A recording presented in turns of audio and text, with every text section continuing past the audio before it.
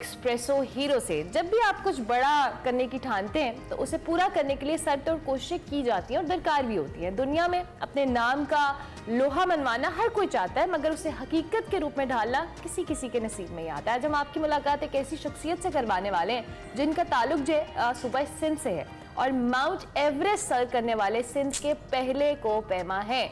हम बात करें जी असद अली मेमन की, जिन्होंने हाल ही में माउंट एवरेस्ट को सर किया है। और इससे कबल अगर बात करें तो असद अली मेमन ने अफ्रीका और अमेरिका की बुलंद तरीन चोटियों को भी सर किया था। असद वो वाहिद एशियाई और पाकिस्तानी कोपहमा थे जिन्होंने 14 घंटे में 5895 मीटर बुलंद इस चोटी को सर किया है। जबकि दीगर कोपहमाओं की बात की जाए तो इस चोटी को सर करने में 5 से 7 दिन लगते हैं। अरे क्या बात है, बड़ी हिम्मत की बात है। Asad Ali Memon is joining us. Larkana Sindh से इनका ताल्लुक है, उनसे जरा बात करते हैं। Asad, welcome to Expresso. कैसे हैं आप? ठीक ठाक हैं? अल्हम्दुलिल्लाह। Thank you so much for having me on your show. बहुत शुक्रिया आपने हमें ज्वाइन किया। बहुत ही प्राउड मोमेंट है हमारे लिए कि हम आपको होस्ट कर रहे हैं, चूंकि बहुत कम लोग हैं जिनके अंदर इतनी हिम्मत होती है। Where did this journey started from and कैसे हुआ ये? इस तक पहुंचते पहुंचते कितना वक्त लग गया? Sir 6 years to be exact. और इन 6 सालों में आपने जैसे खुद जिक्र किया, आपने खुद मेरी पूरी अपनी बायोडेटा बताई and you told me how many mountains I climb. मुश्किल जर्नी थी। आज से 6 साल पहले जैसे आपने खुद जिक्र किया, मैं लाड़काना में था and from there I actually started. और पता नहीं था कि मैं आज आपके सामने बैठूंगा और दुनिया की बुलंद तरीन चोटी को कामयाबी के साथ सर करके, पाकिस्तान का नाम रोशन करके, पाकिस्तान का झंडा बुलंद करके मैं यहाँ पे आऊँगा। सो दिस इज़ अगेन मेरे लिए खुद एक प्राउड मोमेंट है, मेरे लिए खुद एक यूनिक चीज़ है। And I am really humbled के मुझे आप लोगों से, मेरे वतन से, मेरे अपने लोगों से बहुत ज़्यादा प्यार मुझे मिला। जबरदस्त। असद, आपका ताल्लुक लाड़काना सिंध से है और आप सिंध के पहले को पैमाए जिन्होंने ये अचीव किया है। कैसा लग रहा है इसके बाद? क्योंकि ऑब्वियसली बहुत सारे लोग जाते हैं पाकिस्तान से, इस चोटी को सर भी करते हैं, हम मिलते भी हैं, लेकिन अपने इलाके से, अपने सूबे से कैसा रिस्पॉन्स था इर्द गिर्द वाले लोगों का? मैं अभी पहुंचा हूँ। पहले तो सबसे सरप्राइजिंग चीज़ ये है कि मैं रात को ही पहुंचा हूँ एंड मुझे खुद नहीं पता कि आप लोगों को कैसे पता चला कि मैं पाकिस्तान वापस आया हूँ। अरे वाह, ये तो फिर देख लेना हमारी लोगों को पता चल। एग्जैक्टली हैविंग सेड दैट, एक मिथ होती है, लोग कहते हैं कि जो लोग पहाड़ों पे पैदा हुए हैं, people who are born in the north are actually having this ability, या कह लें कि उनमें एक खुसूसियत होती है कि वो जाके दुनिया की बुलंद तरीन चोटियाँ सर कर सकें।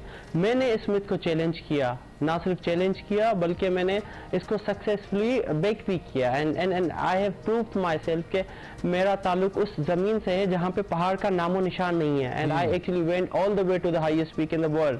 सो ये एक मोटिवेशन है उन तमाम नौजवानों के लिए जो मेरे शहर लाड़काना या इवन कराची देख लें, जहाँ पे पहाड़ों से ये जो मोहब्बत है ये जागी कहाँ से आपके अंदर? आई मीन वाकई सिंध के अंदर या जहाँ से आपका ताल्लुक है, ये तो गर्म इलाके हैं, पहाड़ों का नामो निशान नहीं है दूर दूर तक, तो ये मोहब्बत जागी कहाँ से कि आपने माउंटेनियरिंग की तरफ जाने का फैसला किया? आज से कुछ अर्सा पहले इत्तेफाक से मुझे मौका मिला था इस्लामाबाद जाने का। I went to Islamabad. और जब आप इस गर्म तरीन इलाके से निकल के इस्लामाबाद जैसे शहर में जाते हैं जहाँ पे मौसम एंड ब्रीज एंड एवरीथिंग वो सर्द है, तो वहाँ पे मुझे ये एक्टिविटीज़ लोग करते हुए दिखे। एंड वहाँ से एक्चुअली ये एक स्पार्क छोटा सा मुझ में आया कि यार ये लोग, I saw people rock climbing, वो रॉक क्लाइंबिंग कर रहे थे। वहाँ पे मरगला हिल्स होती हैं, वहाँ पे लेक व्यू पार्क है, यहाँ पे ये सारी चीज़ें आज से 6 साल पुरानी बात बता रहा हूँ मैं आपको। वहाँ पे मैंने लोगों को करते हुए देखा। मेरी वेकेशंस थी और मैं ऐसे ही इस्लामाबाद गया था दोस्तों के साथ। And from there this it was a turning point you can say. और वहाँ से मुझे बेसिकली इस चीज़ का शौक हुआ। And then from I went to Nathia Gali, फिर मैं नारायण कागान गया, एंड फिर वहाँ से हाइकिंग, फिर बर्फ़ से ज़्यादा इश्क होना शुरू हुआ, एंड फिर वो मुझे इक्विपमेंट पसंद आना शुरू हुआ। Then I actually started attending workshops कि ये रस्सियाँ क्यों होती हैं, क्या होती हैं, हार्नेस क्या होती है। तो ये बेसिकली एक it was scattered kind of शौक। फिर वो पैशन में तब्दील हुआ, पैशन से फिर वो एक्चुअली इट स्टार्टेड कह लेना कि एक वो जुनून की हद तक वो चला गया। फिर मैं 7 समिट्स में लग गया। 7 समिट जैसे आपने खुद जिक्र किया कि अफ्रीका की चोटी को मैंने सर किया, अमेरिका एंड एवरीथिंग। सो ये एक 7 समिट्स का एक शौक है जो अभी ऑलमोस्ट 80% कंप्लीट हो चुका है। अब मेरी आने वाली एक क्लाइंब है दिसंबर में, उसकी तरफ मेरा फोकस है। किधर जा रहे हैं, किसको क्लाइंब करने वाले हैं आप, किस चोटी को, और उसके लिए क्या तैयारी हो रही है? ऑब्वियसली अभी आप होकर आए हैं, आपने माउंट एवरेस्ट को किया है, अब आप आगे अपने समिट के लिए तैयारी कर रहे होंगे। किस तरह से होती है तैयारी? मेरा अभी नेक्स्ट फोकस है अंटार्कटिका में। 7 समिट्स का पार्ट है, एक पीक है जिसको आप माउंट विंसन बोलते हैं। ये जो दुनिया के 7 कॉन्टिनेंट्स हैं उसमें से एक कॉन्टिनेंट है अंटार्कटिका। ये अंटार्कटिका वो जगह है जहाँ पे लोग रहते ही नहीं है, सिर्फ बर्फानी एरियाज है, most remote and south part of the world है। इसकी हाईएस्ट पीक है माउंट विंसन। दिसंबर में मेरा इसका प्लान है इसको क्लाइंब करने का। अभी तो I am just back from Everest, I am recovering, और 1-2 हफ्ते बाद इंशाल्लाह मेरी एक प्रिपरेशन, एक डाइट तो असल यूजुअली जो लोग पहाड़ों में रहते हैं उनका जो बॉडी टेम्परेचर होता है वो ज़्यादा उनके लिए चैलेंजिंग नहीं होता है, क्योंकि वो सर्दी के अंदर रहते हैं, यूजुअली पहाड़ों के अंदर रहते हैं, और वो जब पहाड़ चढ़ते हैं तो वो थोड़ा सा उनकी बॉडी उसके साथ मिक्स एंड मैच कर लेती है। लेकिन आपका चूंकि सिंध से ताल्लुक है, गर्मी के इलाके से ताल्लुक है, तो जाहिर बात है आपकी बॉडी भी उसको इतना वक्त लगा होगा उसको एक्सेप्ट करने में। सो कितना टाइम आपको मैं मज़े की बात बताऊं आपको, मैं जब यहाँ से निकला और बेस कैंप पहुंचा हूँ, base camp was -25 Everest base camp हवाओं के साथ। यू वुड बी सरप्राइज कि -25 में मेरी बॉडी, मुझे 3 हफ्ते लगे सिर्फ अपनी बॉडी को उस टेम्परेचर पे सोने में।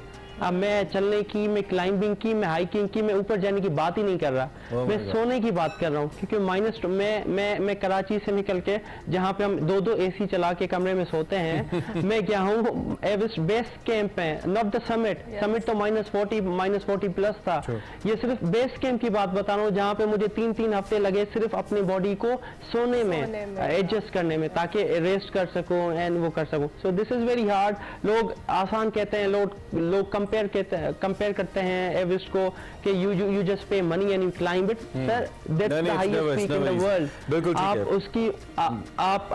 आप उसकी मुश्किलात, आप उसकी डिफिकल्टीज, आप उसकी सैक्रिफाइसेस, आप उसकी हार्डशिप्स बिल्कुल भी कंप्रोमाइज नहीं कर सकते। ठीक है, बिल्कुल। असद हिंदी, मेरे पास लास्ट 1 मिनट, कुछ भी आप इसमें ऐड करना चाहें, कुछ भी कहना चाहें आप अपने देखने वालों को जिन्होंने आपको हेल्प किया, सपोर्ट किया। Special thanks to government of Sindh. मैं अभी जो कुछ भी हूँ उनकी वजह से हूँ। मैं तसव्वुर भी नहीं कर पा रहा था, या I would have never been able to climb Everest without their financial support. A big thank you to Murtaza Wahab sahab जिन्होंने मुझे बैक किया, जिन्होंने मुझे सपोर्ट किया। एंड एक छोटा सा मैसेज फॉर माई यंगस्टर्स, मैं कर सकता हूँ। मैं लाड़काना से निकल के दुनिया की बुलंद तरीन चोटी को सर कर सकता हूँ। पहले अटेम्प्ट में मुश्किलात, हार्डशिप्स थी, अगर मैं कर सकता हूँ आप भी कर सकते हैं। हमें चाहिए कि सिंध में we need to promote this hiking sports. हर जगह पे है, नॉर्थ में है, लेकिन अगर we have to support this. I think अब आप डेफिनेटली एक फ्लैग कैरियर के तौर पे सामने आए हैं, तो उम्मीद करते हैं कि सिंध में से अब और माउंटेनर्स निकलेंगे और आप उनको ट्रेन भी करेंगे। Thank you very much and all the best for your next climb. जब भी आप करें ज़रूर हमें बताइएगा ताकि हम उसको भी कवर करें।